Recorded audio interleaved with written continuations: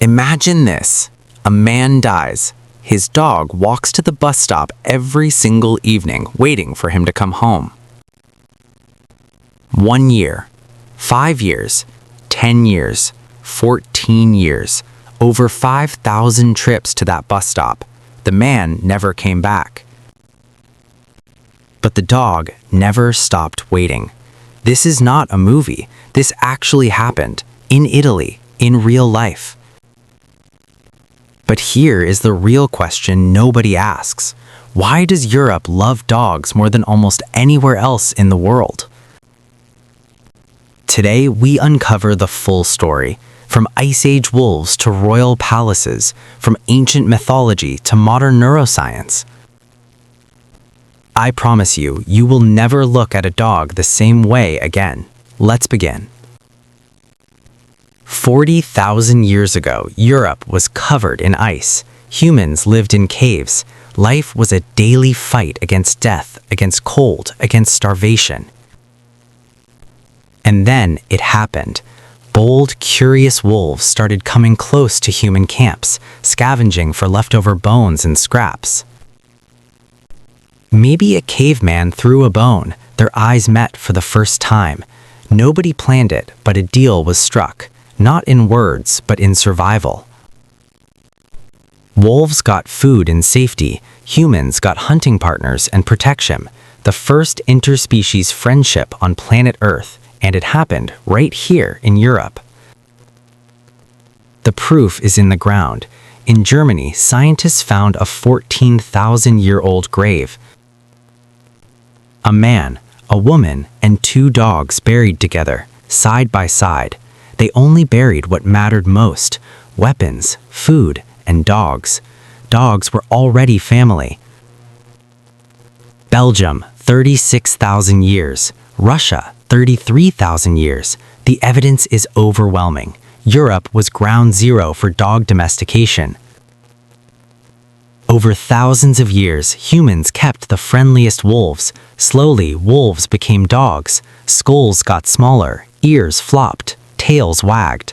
A completely new species was born. But here is what nobody realizes. Humans changed too. Our brains evolved a special emotional response to dogs. It is not just culture. It is written in our DNA. That 40,000-year head start is why Europe's relationship with dogs is so deep. It did not start with social media. It started in the Ice Age.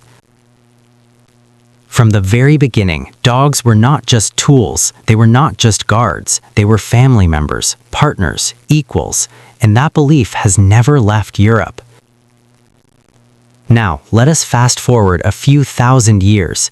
The ice has melted, great civilizations have risen, and dogs have become legends, starting with ancient Greece.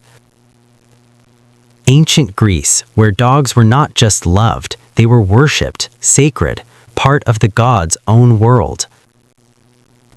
Homer's Odyssey, the oldest story in Western literature. Odysseus returns home after 20 years. Nobody recognizes him, not his wife, not his son, not a single servant. But his old dog Argos, lying weak and abandoned, recognizes his master. After 20 years, he lifts his head, his tail wags one last time. Then Argos closes his eyes forever. 20 years of waiting, one last look at the man he loved. This scene has been burned into European memory for nearly 3,000 years. Greek gods loved dogs too. Artemis, goddess of the hunt, always ran with her sacred hounds through moonlit forests. Hades, god of the underworld, had Cerberus, the 3-headed dog guarding the gates of hell. Even death needed a dog for protection. Asclepius, god of healing, kept dogs in his temples. Greeks believed a dog's lick could cure diseases. Dogs were not pets in Greece. Dogs were sacred. But if Greece worshipped dogs, Rome gave them something even more powerful: legal rights, actual laws to protect dogs. Under Roman law, harming a dog was a punishable crime. Roman war dogs were armor, fought in battles, and received military funerals. Dogs were not property, dogs were soldiers. In Pompeii, they found the famous mosaic, Cave Canem, Beware of the Dog. 2,000 years ago, Europeans were already putting Beware of Dog signs on their doors. Some things never change. Emperor Hadrian, ruler of the mightiest empire on earth, built a tomb for his dog. He wrote poetry for a dog. When an emperor mourns a dog, you know dogs are not just animals. Wales, the legend of Gellert. Prince Llewellyn leaves for hunting. His faithful dog Gellert stays behind to guard his baby son. A wolf enters the castle. Gellert stands between the wolf and a helpless baby.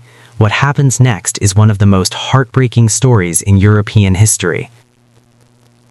Gellert fights the wolf in a fierce battle. Furniture crashes, the cradle overturns, but Gellert wins. He kills the wolf. The baby is safe. The prince returns. He sees blood on Gellert's mouth. He cannot find his baby. In blind rage, he draws his sword. He strikes Gellert. Then he hears a cry.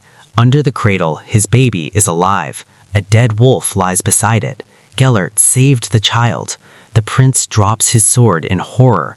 They say he never smiled again. In Wales today, there is a village called Bed Gellert, Gellert's grave. Every year, thousands visit.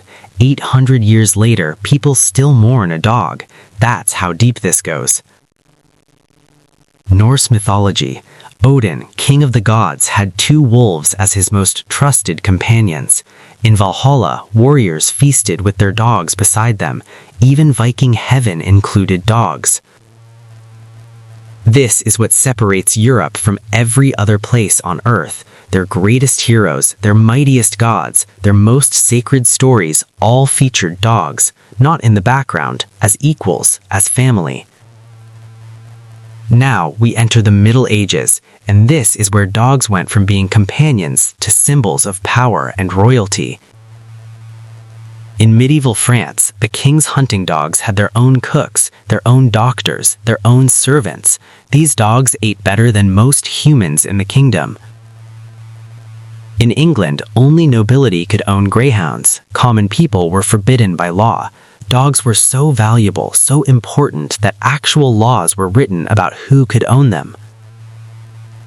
The Black Death swept across Europe. Saint Roch caught the plague. He dragged himself into a forest to die alone. No one came to help him. Then a dog appeared. Every day it brought him bread. Every day it licked his wounds clean. Saint Roch survived. After this story spread, dogs became seen as instruments of divine mercy across all of Europe. Let me tell you his full story now. Netherlands has 0 stray dogs. Switzerland requires a course before you can own a dog. Homer's Odyssey, the oldest story in Western literature. Odysseus returns home after 20 years. Hades, god of the underworld, had Cerberus, the 3-headed dog guarding the gates of hell. Even death needed a dog for protection. The proof is in the ground. In Germany, scientists found a 14,000-year-old grave. Netherlands, 0 strays. France banned pet shop sales. Germany, surgeon studied 17 battles. He warned his unit of poison gas. He became the first dog in history to earn a military rank. Passengers got off and waited. Ancient Greece, where dogs were not just loved, they were worshipped, sacred, part of the god's own world. Dogs love us unconditionally. They ask for nothing in return. They do not.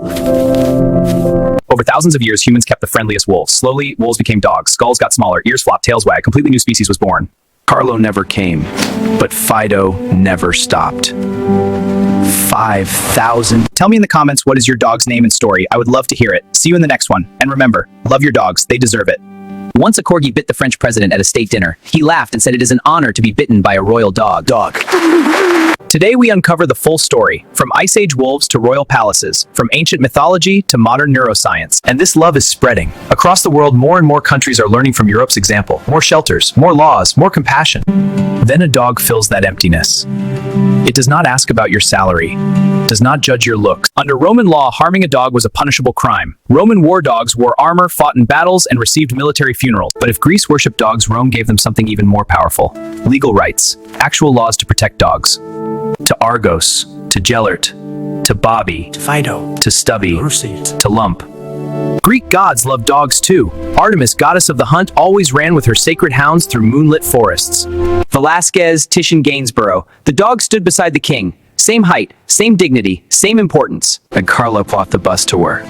This was their routine, their beautiful, simple ritual of love. The prince returns. He sees blood on Gellert's mouth. He cannot find his baby. In blind rage, he draws his sword. 40,000 years of shared evolution. Greek myths that made dogs sacred. Roman laws that protected dogs. World War I. The trenches of hell on earth. But in that hell, there were heroes with 4 legs. But all of this raises a deeper question. Why do humans love dogs so much? Or is there something happening inside our brains that science can explain? December 30th, 1943. An Allied bombing raid hit Carlos, killed instantly. He never came home. He strikes Gellert. Then he hears a cry. Under the cradle, his baby is alive. Europe's love for dogs is not a trend. It stands on 3 unshakable pillars, each one thousands of years deep. But here is what nobody realizes. Humans change too. Our brains evolved a special emotional culture. It is written in our DNA. And then it happened. Bold, curious wolves started coming close to human camps, scavenging for leftover bones and scraps. Now we enter the Middle Ages, and this is where dogs went from being companions to being symbols of power and royalty. From the very beginning, dogs weren't just as tools, and that belief has never left Europe. He whispered, "Don't look now, dear. I will tell you about it afterwards." The adopt, don't shop movement is sweeping across Europe. Instead of buying dogs from breeders, Europeans are saving dogs from shelters. From a wolf just private carriage. The love has never changed. Then Argos closes his eyes. Forever. Today, Europe has 93 family dogs. 90 million. The numbers are just the beginning of the story. But his old dog Argos, lying weak and abandoned, recognizes his master. After 20 years. The Dominican monks actually call themselves dogs of God. Dominicani, this watchful faithful, like dogs. Picasso's dachshund Lump appeared in his famous paintings. Lump died March 29th. Brain regions that cannot tell the difference between your child and your dog. 15,000 years of coevolution wiring love into both species' DNA. In Sweden, it is illegal to leave your dog alone for more than 6 hours. The law says dogs are social creatures that need companionship. Italy awarded Fido the Gold Medal of Faithfulness. He became famous across the country. The family opens the cage door. The dog steps into freedom, into love, into a home. Sigmund Freud, the father of psychology, kept his dog Jofi in every therapy session. The dog moved away from anxious patients and sat near calm ones. Humans cannot. The ancient Greek philosopher knew said a dog. He said, no creature on earth he had felt that is so a dog.